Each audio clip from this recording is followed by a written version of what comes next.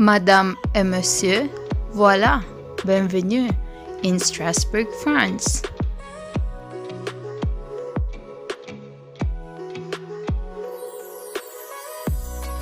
If there is another city aside from Paris na kailangan nyong ma-visit sa France, definitely ito ang Strasbourg.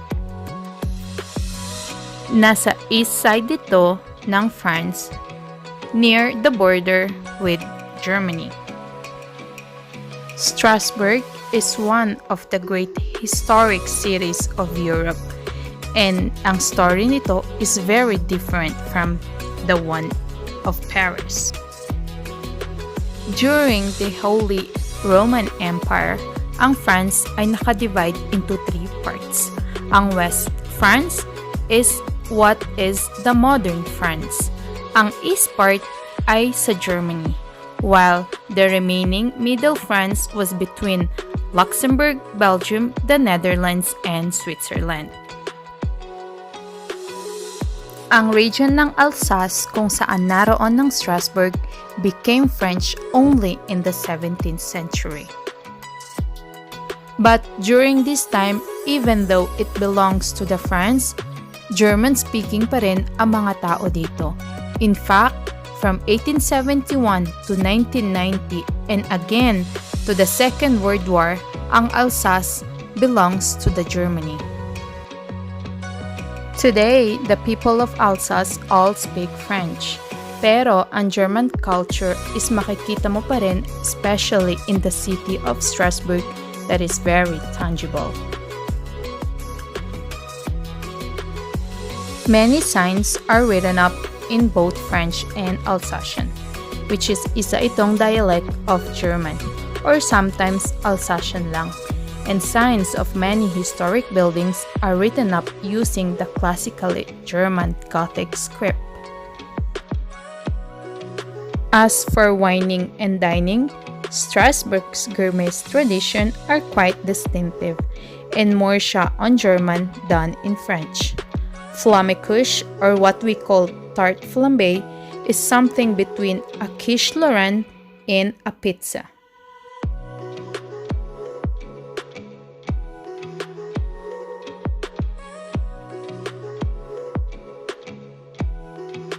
And syempre, Alsace and Strasbourg are also famous for their pain d'épices, a kind of spice bread or gingerbread, particular ito during Christmas season.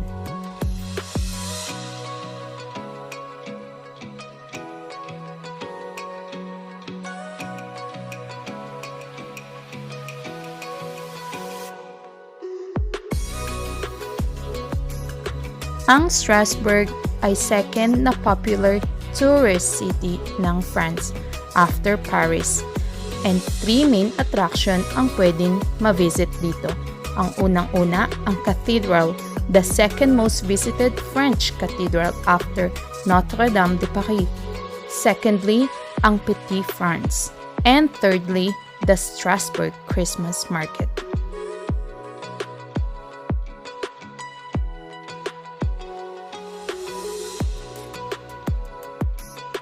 Marami kang pwedeng gawin at makita dito sa Strasbourg. In fact, ang old town nila is very small. Just next to the cathedral, in and around the Palais Rohan, marami itong museum and the Strasbourg Art Gallery or Musée des Beaux-Arts.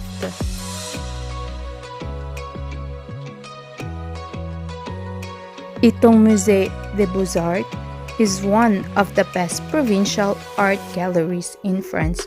Maliit lang to pero rich, and maraming collection of European art from the Renaissance onwards, including works by Giotto, Botticelli, Raphael, Rubens, El Greco, Corot, Courbet, and many more others.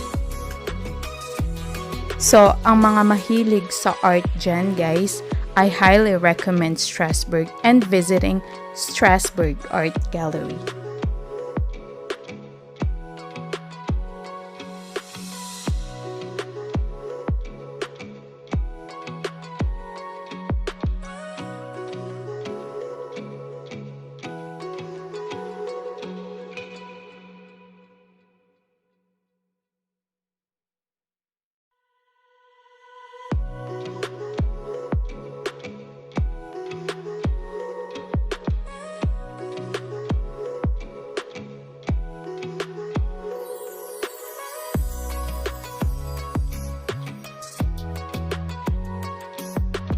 Strasbourg Cathedral de Notre Dame is known as one of the most beautiful Gothic cathedrals in Europe. Ang first version ng church na to ay nag-start noong 1015. Pinopose nito ni Bishop Werner von Habsburg. Pero the fire destroyed most of the original Romanesque building. And by the time na nire-renovate na ang cathedral dito sa part ng Europe in Alsace, dumating ang influence ng Gothic architectural style. So, syempre, yung future cathedral, na-develop na niya ang Gothic characteristic and aesthetics.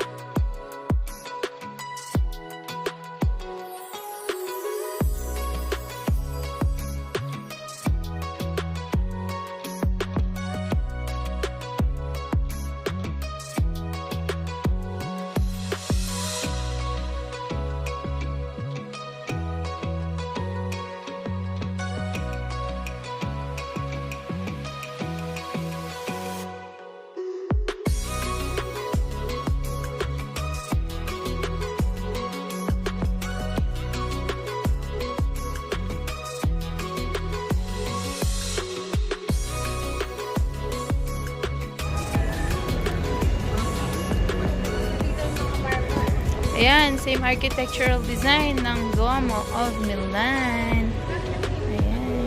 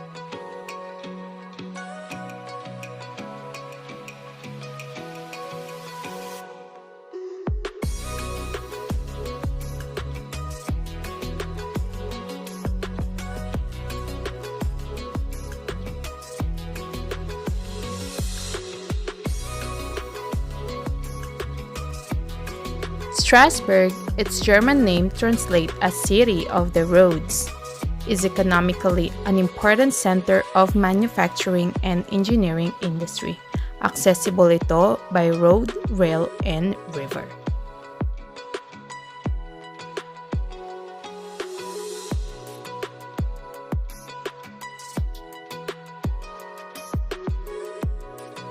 Guys, as you notice, even sa mga buildings, malaki talaga ang influence ng German culture.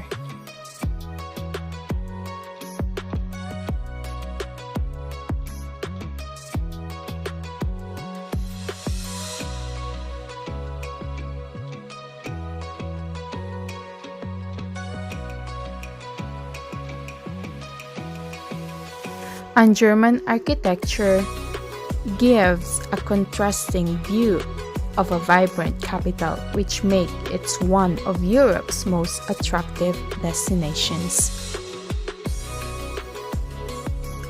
Pag pumunta kayo dito guys, you should give enough time sa sarili ninyo para explore this fascinating city. Definitely, marami kayong makikita dito and the hospitality is par excellence.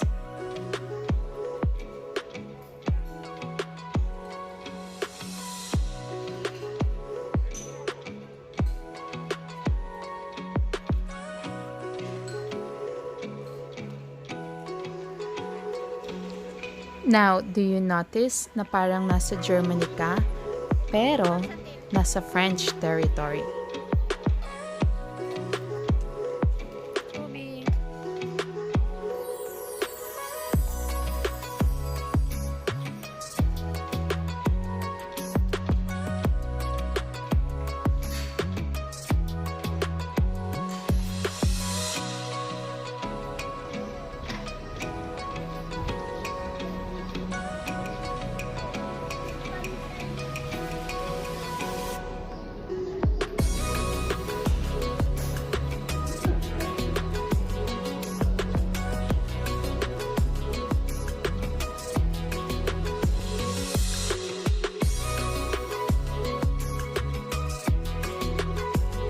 The Grande Île is an island that lies at the historic center of the city of Strasbourg.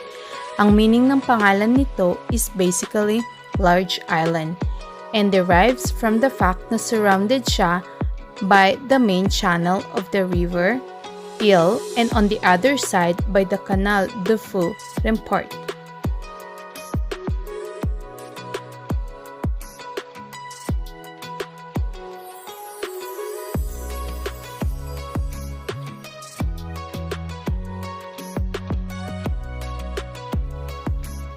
Grande Île was named a UNESCO World Heritage Site in 1988.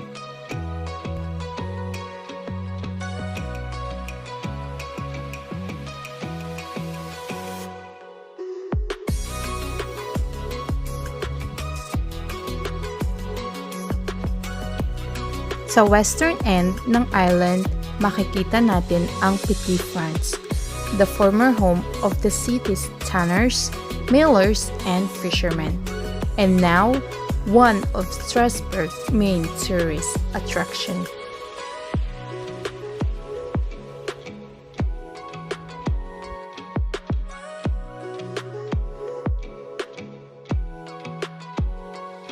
Beside the cathedral, the Grande Île is home to 4 other centuries-old churches.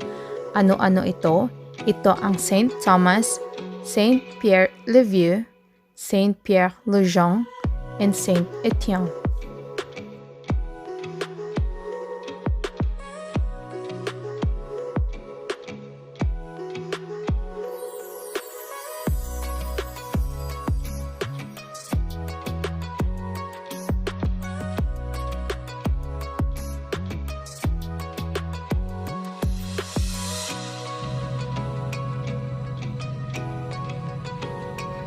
Since ang Strasbourg is historical center and the seat of local secular power, dito rin natin makikita ang mga 18th century hotel particulier and palaces, which include Palais Rohan, Hotel de Hanau na ngayon ay City Hall, Hotel de Dupont, and birthplace of Ludwig I of Bavaria.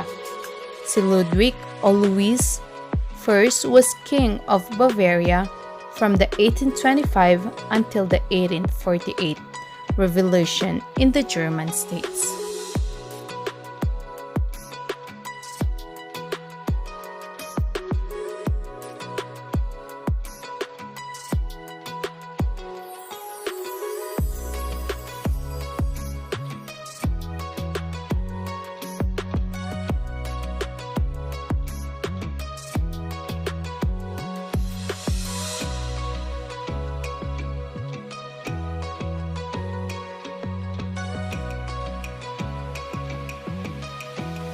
From the moment you step into Strasbourg, you'll feel it. A pleasant, welcoming vibe that's a lot more than the friendliness of locals. The ease of getting around or the odd familiarity of the storybook houses. Even on your first hour in the city, you'll feel a sense of belonging, that you're not a tourist to be scrutinized or a stranger to be wary of. In a city that's a mix of a lot of things, it's just natural to fit in.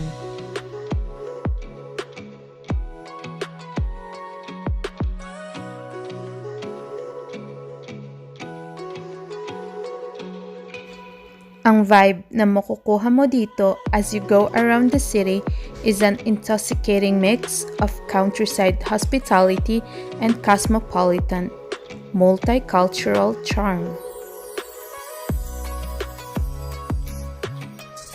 Whether you're coming for the wine and food, the history and culture, or just relax for a little holiday, there's a lot to love in Strasbourg. So guys, dito na muna magtatapos ang part 1 ng aking Strasbourg escapade. I do hope nag-enjoy kayo, and of course, don't forget to like, share, comment, and of course subscribe to my channel.